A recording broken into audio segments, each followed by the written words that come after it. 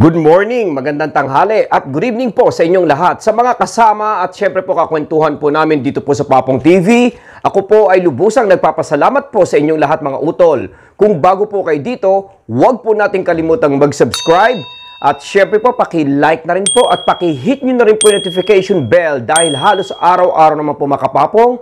Tayo po ay nagbibigay ng assistance, tumutulong po tayo sa mga kaibigan po natin na namumblema po sa paksang relasyon. Today mga utol ay pag-uusapan po natin yung art of chasing. At ang vlog na ito ay nababagay kung halimbawang ang pakiramdam nyo ngayon ay hindi nyo po ma-hold ang isang taong mahal natin. Like for example, bagay din po ito sa mga situation kung saan ang ganda ng simula. Initially, parang okay na okay kayo. Things are developing. Situation sa inyo ay parang lumalalim emotionally. And then, napapansin natin na siya po ay unti-unti na pong lumalayo, lumilihis na po, at tumatalikod na nga po sa atin. Magandang pag-usapan at maintindihan po nating mabuti ang art of chasing at ano ang dapat gawin para maibalik po ang dati or let's say, ma-obsess, ma-attract, at medyo maaning-aning nga po ang taong mahal natin. Pero bago po yan, lagyan po muna natin ng patalastas. Ayun o.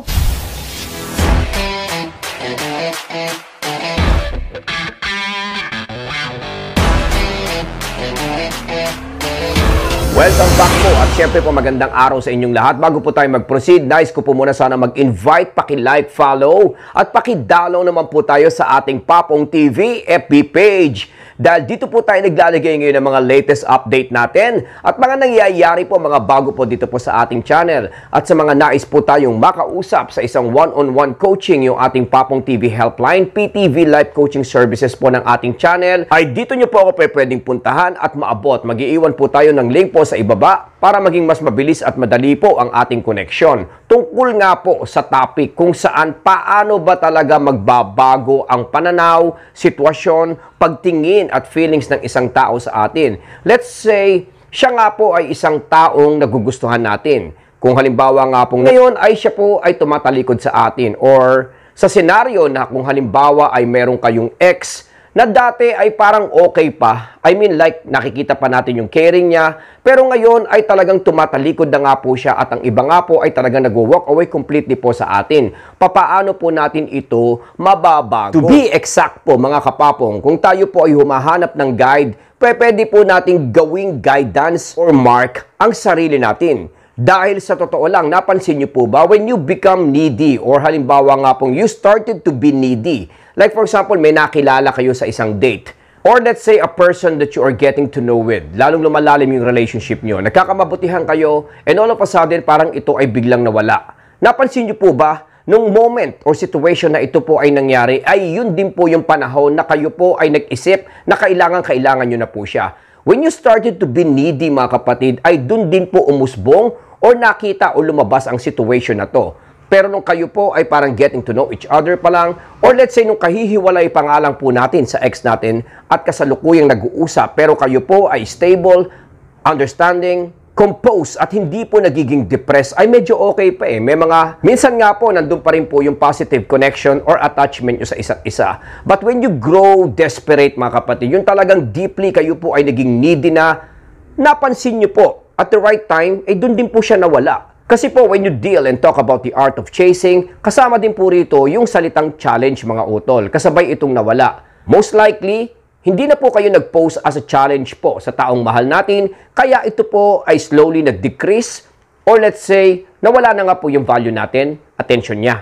Tandaan po natin na if you weigh more effort, like for example, ikaw yung parang sumusobra, lagi nga natin binabanggit pag masyado kang nagiging available, masyado kang nag-e-effort, parati kang tumatawag, nagte-text, or let's say obviously ay parati natin siyang hinahanap mga utol. Pinagtatanong natin sa mga kaibigan natin at talagang message tayo ng message. Pagka ganito mga utol, ay by nature, ay talagang kahit hindi gusto ng taong mahal natin or let's say, siya nga po ay medyo attracted or may feelings pa rin po sa atin kung siya po ay ex, wala po siyang magagawa, wala siyang choice dito mga kapatid, pero totoong madidecrease at mataturn off po. Let's say, mawawalan nga po ng gana sa atin. Dahil nga by nature ang tao, pag may gusto, talaga naman po pagsisikapan natin ito. Like for example, gusto natin makapasok sa isang varsity team, volleyball or basketball. Tayo po ay magpa-practice talagang pagsisikapan natin para maabot natin ito.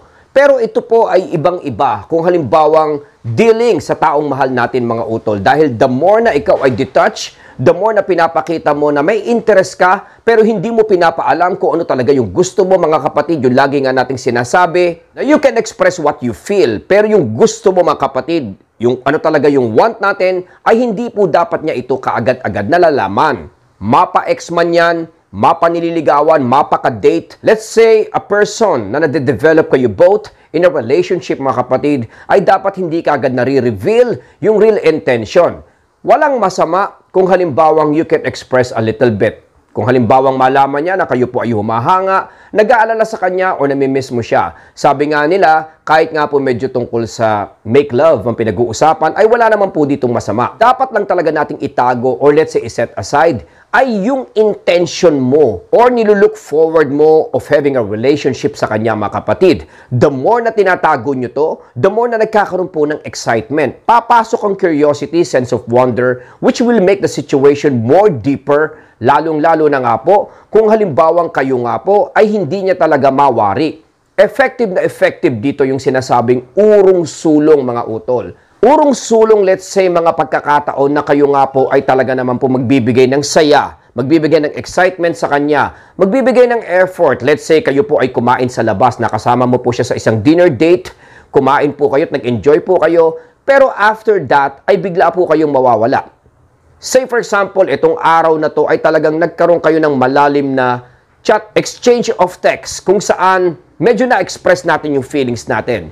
Pero mapapansin niya na the following day or after a while mga kapatid ay parang hindi na po kayo available. Maaalala niya yun na kayo po ay sobra naman talagang nagbigay ng time at nag-express po ng feelings. Pero all of a sudden, siya po ay mag-iisip kung bakit bigla po kayong nawala mga kapatid. Ito po emotionally ay maa-absorb ng taong mahal natin, which will make him or her effectively curious po. Mapa-ex man yan, taong mahal natin, nililigawan natin, nakaka-date natin, taong nag-ghosting sa ating, taong umiiwas, or let's say nagiging aloof nga po sa ngayon.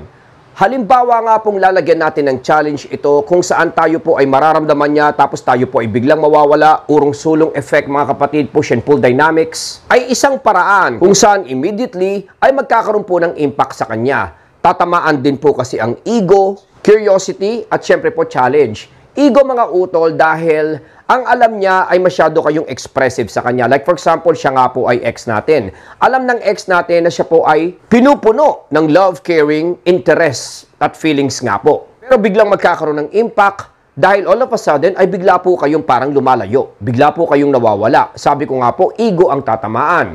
Let's say for example, meron nga po kayong sinimulang makadate. Sabi na natin nagkakausap kayo lately, lagi kayo nagte-text. And then after a while, after a few days or weeks, ay biglang parang busy kayo on something else mga kapatid.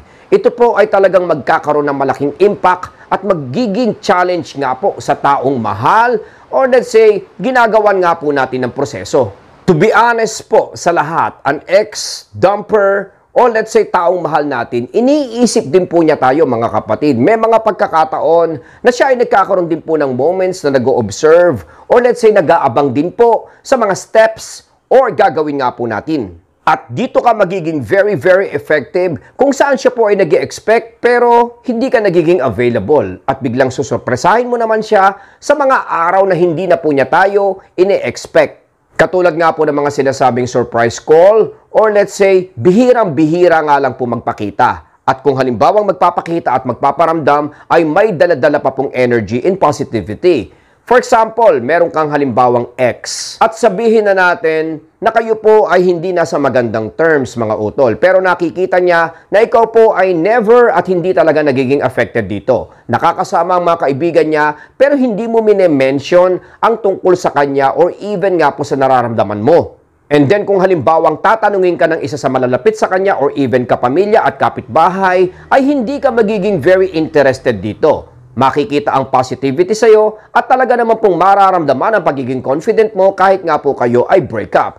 Kung halimbawa naman na ikaw ay may bagong kakilala or let's say, nagiging close nga po kayo, nagde-date kayo, taong mahal natin, wherein nakaka-chat natin siya, Hindi tayo masyadong makwento or let's say hindi tayo masyadong expressive pag tayo po ay tinatanong ng mga malalapit sa kanya. Or let's say sa senaryo nga po na kayo ay nasa isang gathering. Napapansin niya na nandiyan ka pero very positive ka pa rin na nakikipag-usap, nakikipag-communicate at talaga naman pong parang hindi humahanap ng time na siya po ay mapagbigyan. Nandiyan ka mga kapatid, alam niya na nakaka-chat ka niya, alam niya na ikaw ay mayroong konting feelings or let's say feelings sa kanya mga utol, pero hindi ka nakikitaan ng pagiging desperate doon sa emotional feelings na nararamdaman mo mga kapatid. Pero pagdating naman sa chat or let's say nakakatabi natin siya or nakakausap, sumusulong tayo. Pero kung halimbawa naman na may pagkakataon, ikaw po ay umuurong-urong din. Kaya tayo po ay hindi nagsasawang i-remind ang mga viewers po natin na huwag tayo masyadong maging available. Push and pull dynamics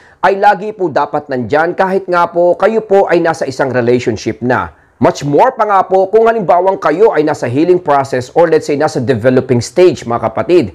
Huwag nating kalimutan na pwede tayong mag-express, pwede nating ipaalam na tayo ay may feelings, tayo ay may caring at may mga pagkakataon na nami-miss at hinahanap natin siya. Ang dapat lang po nating itago dito mga kapatid ay yung sinasabi nga nating intention natin mga utol.